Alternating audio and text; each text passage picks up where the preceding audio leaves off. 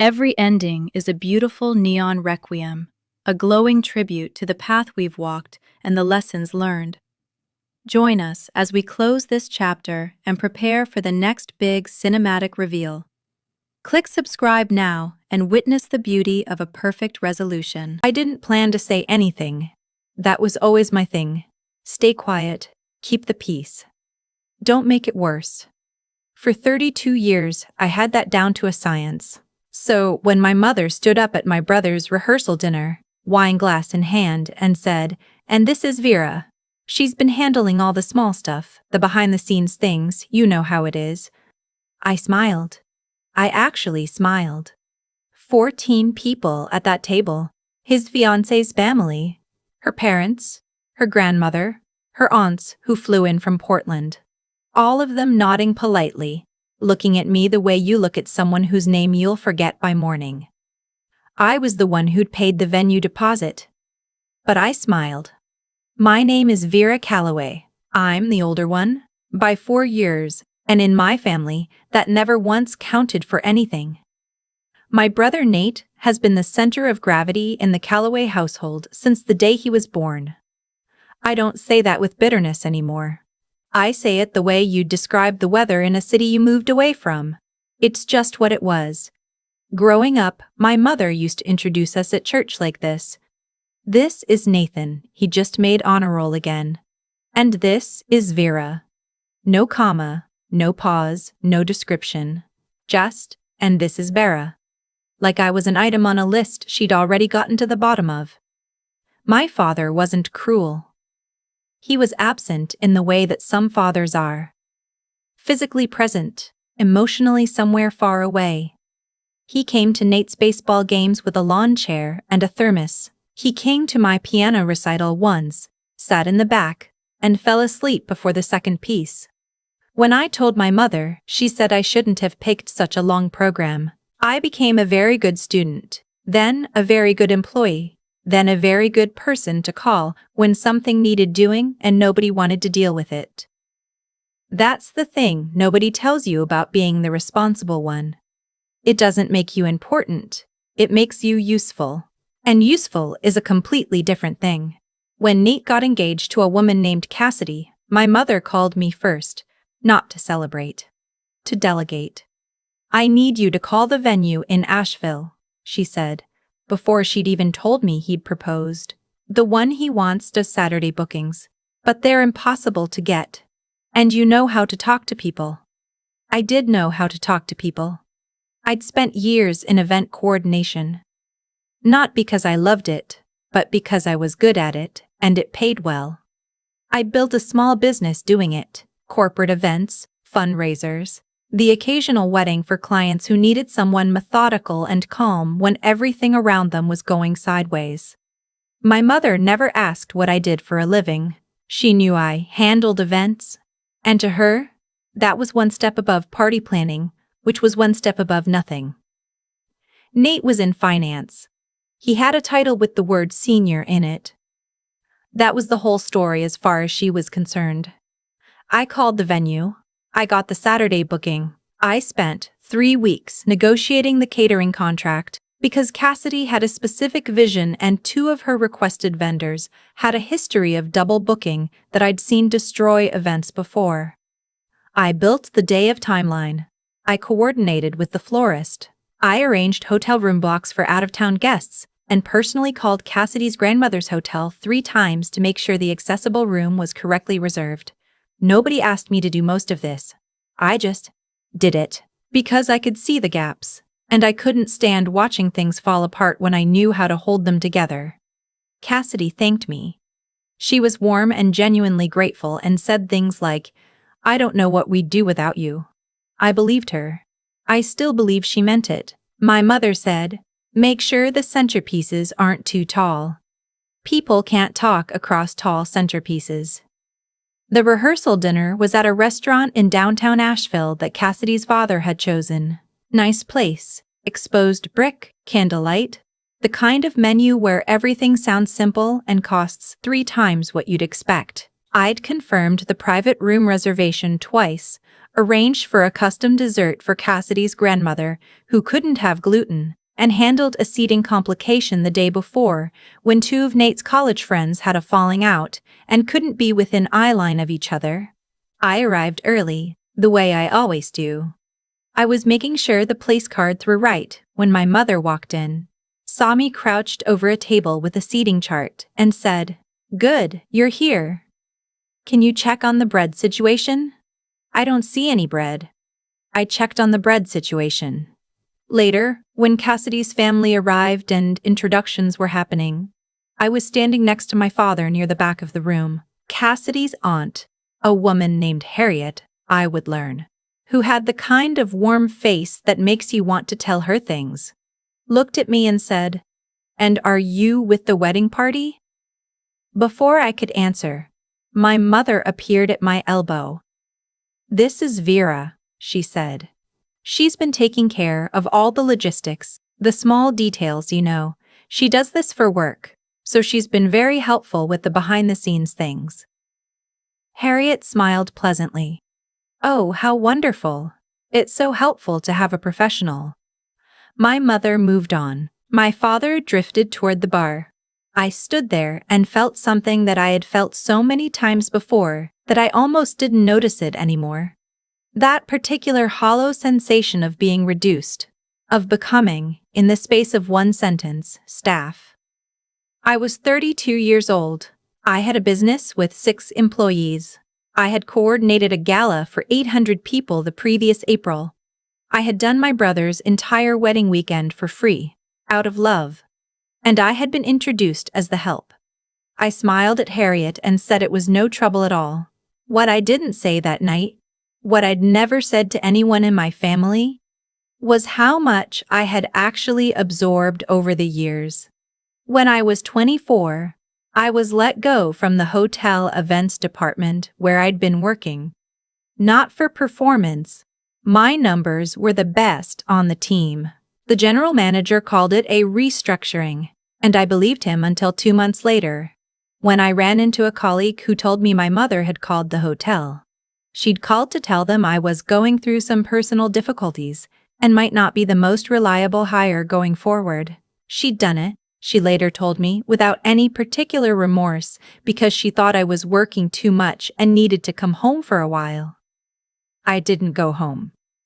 I started my own company. I've thought about that moment a lot over the years. The way someone who loves you can dismantle something you've built without even understanding that's what they're doing. She didn't think she was sabotaging me. She thought she was redirecting me. That's almost worse, actually. The harm that comes wrapped in the certainty of good intentions. I didn't tell Nate. I didn't tell my father. I just rebuilt, quietly, the way I always did. The wedding was on a Saturday in October. Asheville in October is genuinely beautiful in a way that feels almost unfair. The mountains, the light, the kind of air that makes everything feel slightly more significant than it probably is.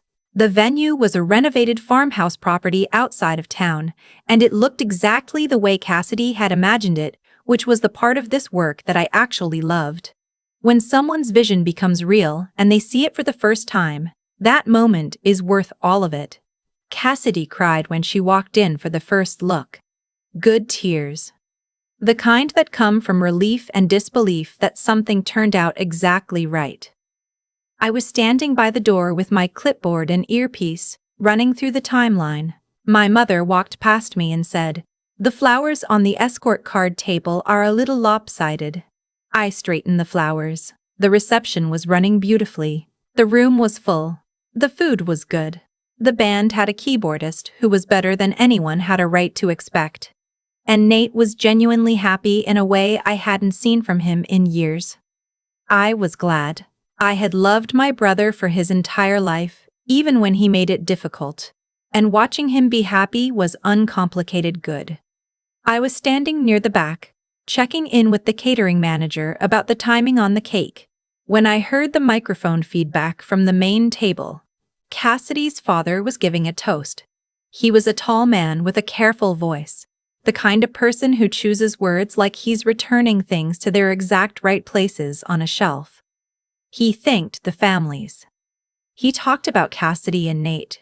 He said something that made the room laugh warmly. And then he said, "I also want to take a moment to thank someone who I understand has been essential to making this entire weekend happen. Someone who secured this venue when we were told it was unavailable, who managed every detail with more professionalism and care than I've seen in 40 years of attending these events, and who, I'll be honest, I did not realize until 2 days ago was not actually a hired coordinator, but the bride's new sister-in-law." The room laughed again.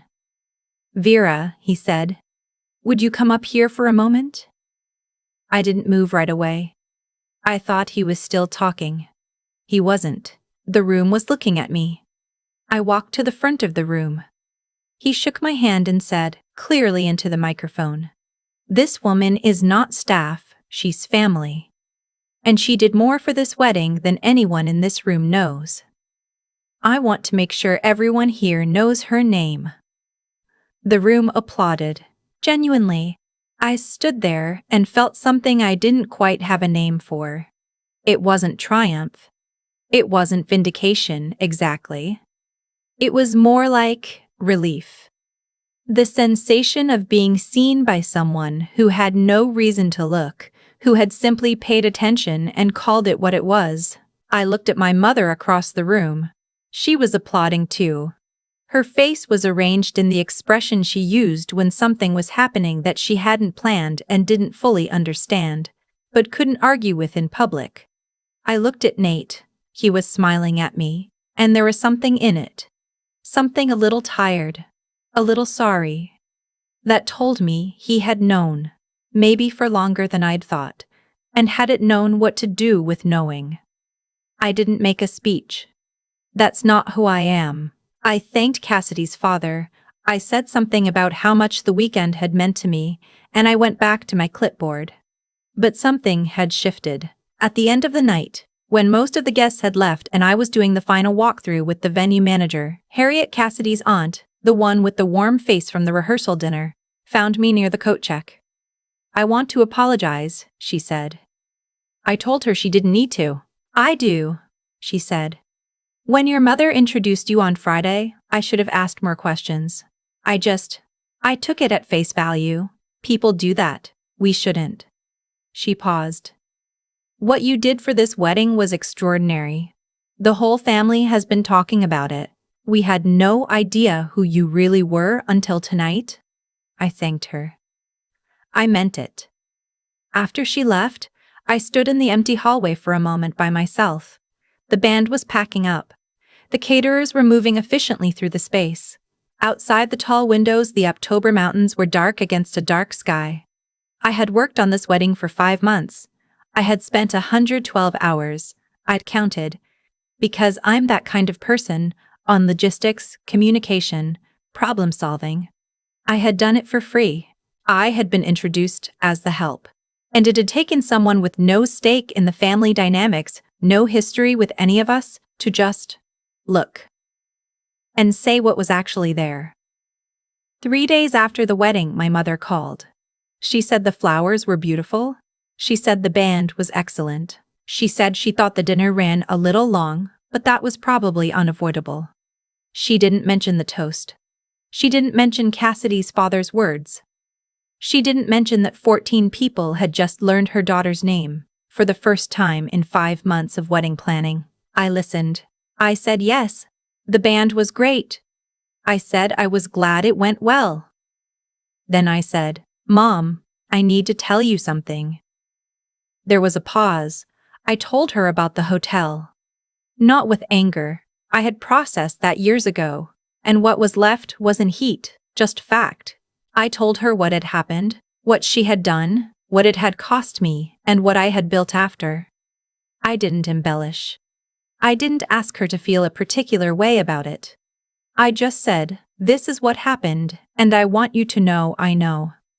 She was quiet for a long time. Then she said, "I thought I was helping." "I know," I said. "That's the part I needed you to hear." She didn't apologize that day. I wasn't really expecting her to. My mother is not a person who apologizes easily. And I've made my peace with that. What I needed wasn't an apology. What I needed was to not be the only one in the room who knew the truth. She called back a week later. She said she'd been thinking about it. She said she was sorry, not in her usual way, not the quick deflection that sounds like apology, but means, can we please move past this? But something slower and more uncomfortable. I believed it, mostly. Things are not fixed. They are not simple. My mother still sometimes introduces me in ways that make me feel like a footnote. Old habits in families are genuinely some of the most stubborn things on earth. But I'm not waiting for anyone's introduction anymore to know what I am. I've been thinking lately about what it costs to be competent in a family that doesn't see you. It costs more than people realize. Not just the obvious things. The unpaid labor, the thanklessness, the erasure. It costs something quieter. The habit of making yourself smaller so that your presence doesn't become a challenge to the story they've already decided to tell. You stop correcting people. You stop saying, actually, that was me. You get so good at invisible that you start to wonder if you're doing it to yourself. I was doing some of it to myself. I have to be honest about that. I could have said something at that rehearsal dinner. I could have said, actually, I also secured the venue, and here's how that worked. I didn't, because I'd been trained by years of being the afterthought to believe that claiming credit was a form of aggression. That making myself visible was making myself a problem. That's not modesty. That's a wound that learned to look like good manners. What Cassidy's father did that night was simple. He just paid attention. He asked questions at some point. I don't know when. I don't know what Cassidy told him. And he took the answers seriously. He treated information about who I was the same way he'd treat information about anyone else. That's such a low bar, it really is. And it changed something in me that I didn't know was stuck. The business has grown since then. We have 9 employees now. We did a fundraiser gala last spring that ended up covered in a regional magazine, and one of the photos from the event. The room, the lighting, the thing I had spent weeks building, ran on the front page of their events section. My mother framed it. I noticed it on her wall last Christmas. She hadn't mentioned it to me. It was just there, between a photo of Nate at his college graduation and a photo of their dog. I stood there and looked at it for a while. She came into the room and said, "Oh, that turned out beautifully, didn't it? Not you did a wonderful thing. Not I'm proud of you. Just, that turned out beautifully, as though the thing had materialized on its own." I said yes. I said it did. I'm learning that with the people who made us, you sometimes have to choose which battles matter. Not because they're right and you're wrong. Not because your hurt isn't real. But because some energy is better spent on the people who already know how to see you. And some battles just keep you in rooms that stopped serving you a long time ago. I still answer the phone when my mother calls. I still show up, but I show up knowing what I'm worth. And I don't wait for her introduction anymore to know my name. To anyone out there who has been the "and this is" the one added to the sentence, like an afterthought, the one whose name gets said without a comma, without a reason, without a story attached. I want you to know something.